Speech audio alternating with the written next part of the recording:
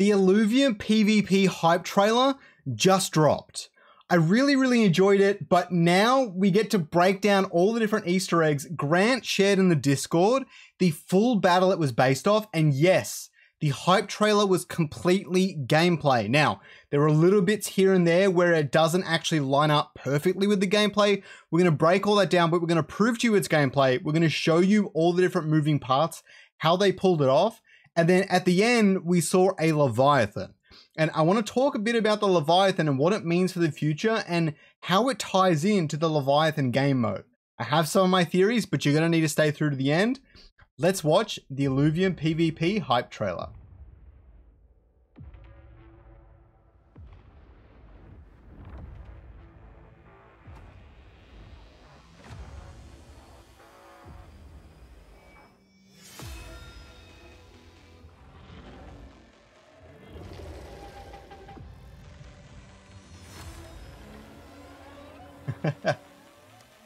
I don't want to interrupt it.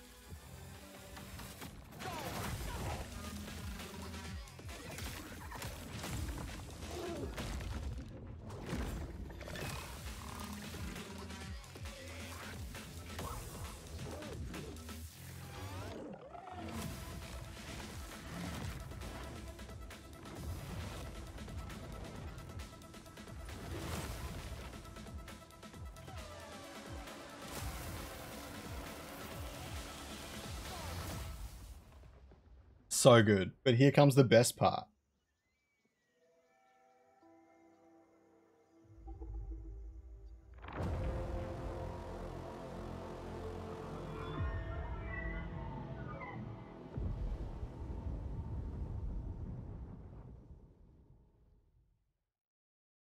I really didn't expect the Leviathan to actually come out of the water. I thought they would float in, come out of a void rift or something along those lines. But the fact that they're in the oceans of the multiple regions, maybe it's all the same one, maybe it's all different Leviathans.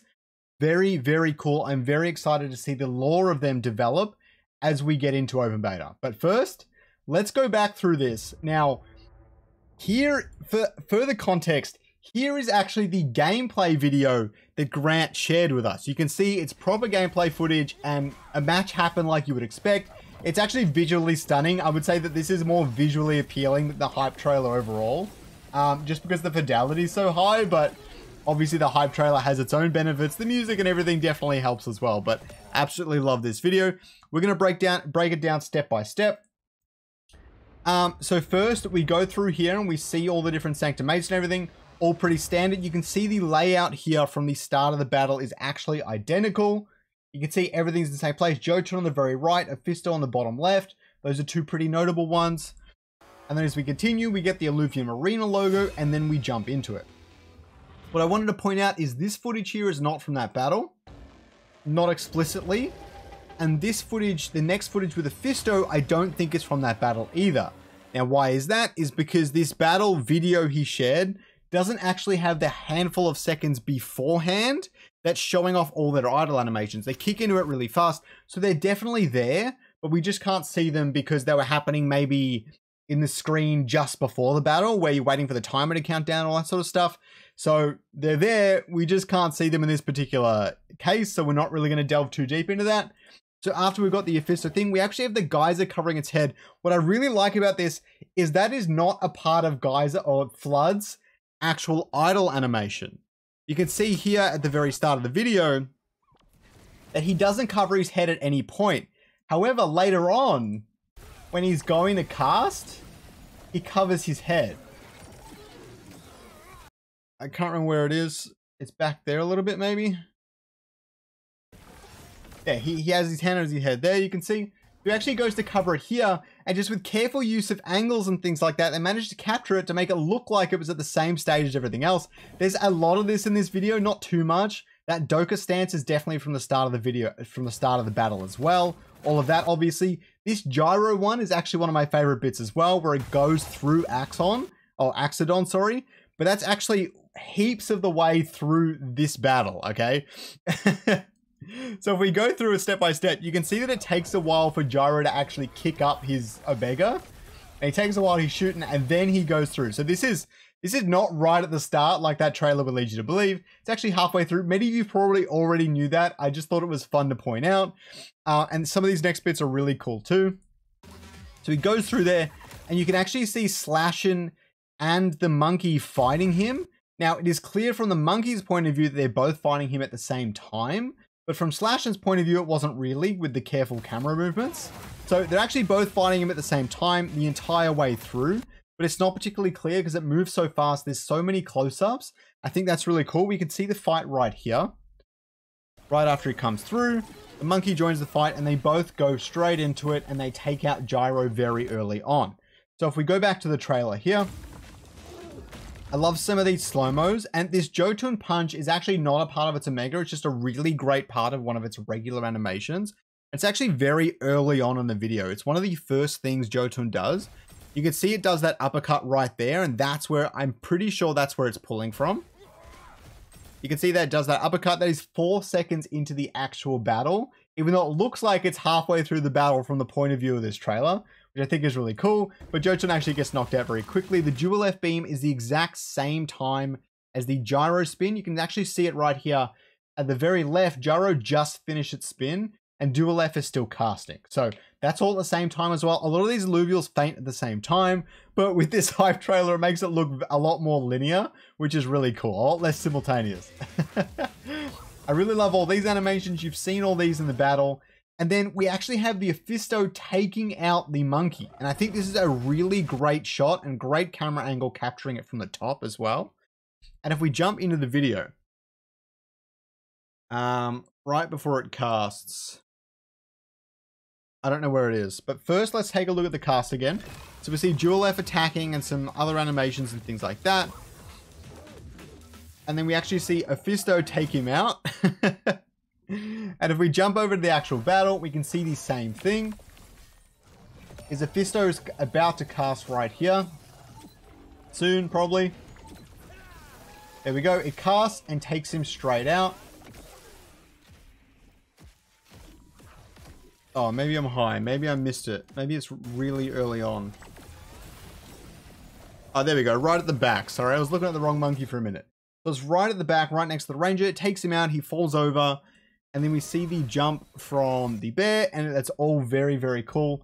So I hope you guys are enjoying the video. Don't forget to like down below. I think that's really sick. We see Ramfire doing its sweep and its attack. This one's really funny because Ramfire doesn't actually finish casting this Omega, even though it really looks like he does.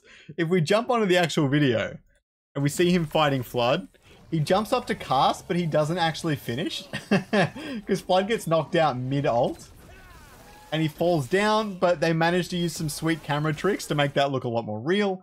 And what's also interesting here is that the Ophisto final Omega is slow-moified, slow mode in the hype trailer, but it's actually not that slow. He casts several times here. He takes out the monkey, then he attacks Ramfire, but it isn't quite enough. Whereas we see it in the hype trailer, and it's actually a really cool Omega. Even though it doesn't win the fight, it looks like it's going to. And they cut it off right there, November 28th. Very, very well put together. And I'm excited for what this means for future hype trailers. Not only can the Illuvium team make them, but as soon as we get a spectator mode, any person could easily, well, not easily make that. The timing is so finicky. But they could definitely make something that's closely represents it if they have a computer with a powerful enough graphics card to render out the 4K version, all the rest of it. They could definitely pull that off. And I'm very excited to see that in future for future content that people make about Illuvium. Very, very exciting. The next thing we want to talk about is the Leviathans. If we jump in here, I had a lot of trouble trying to find old images of the Leviathan. Now, I don't think this is the same one, and maybe this turned into the one we saw in that trailer, but this is the Leviathan we saw. I found it on one of Monolama's old videos, titled Illuvium, The Mystery of the Leviathan. Actually a really sweet title. I really like that. But we can see this video here where he's showing us some of these different pictures of the Leviathan. And I think they're really, really cool. They are really representative. But you can tell that the Leviathan we saw and this Leviathan come from the same place. The overall body shape, the style, they look very aquatic. And all the fins and things that this Leviathan has, the other Leviathan has all those tendrils. So they're very much coming from the same organism, and whether there are lots of different variants is anyone's guess. I cannot tell you because I do not know. But the next thing I want to talk about is this. Why am I showing you this? This might feel random, okay? But I'm showing you this for a reason. This is the survival mode badge, all right? When you play survival mode, this is the badge you'll see. It's really obvious because it looks exactly like Gaudi, which is the thing that simulates all the survival mode matches. And if you played in the survival mode, you will recognize this instantly. This is from survival mode. We also have the Fight for ETH logo here. I'm not sure if this ties in, but I just wanted to note that this doesn't look quite in the same style as the other badge. But here is where it gets really interesting. This image was actually titled Leviathan badge. That's literally the image's file name. I pulled this straight off the Discord just before, okay? This is the image's file name. This looks like a spaceship of some kind. I believe they did say the Leviathan arena is on a spaceship, but what I'm noticing is this looks a lot like the Leviathan in some ways. We have all of the different spikes coming out, which are very representative of the tendrils that we saw on the Leviathan earlier. The shape of the ship being very slender and thin is a very looking at that as well. And for all we know, this could be the dead body of a Leviathan. I think it's unlikely. I think it was either named after the Leviathans or vice versa, if that's even possible. But this is definitely the Leviathan ship. Or maybe it is some sort of super sci-fi Leviathan version we haven't seen yet. Nobody knows, but I do think it's really interesting that it clearly shows some sort of correlation with Leviathan. I could be wrong, but I reckon there's basis there. Okay, so I hope you guys enjoyed the video. Hope you guys learned something about Illuvium. If you have a differing opinion on the Leviathan ship and the Leviathan arena, let me know down below. I really love reading all your thoughts and comments. Have a good day.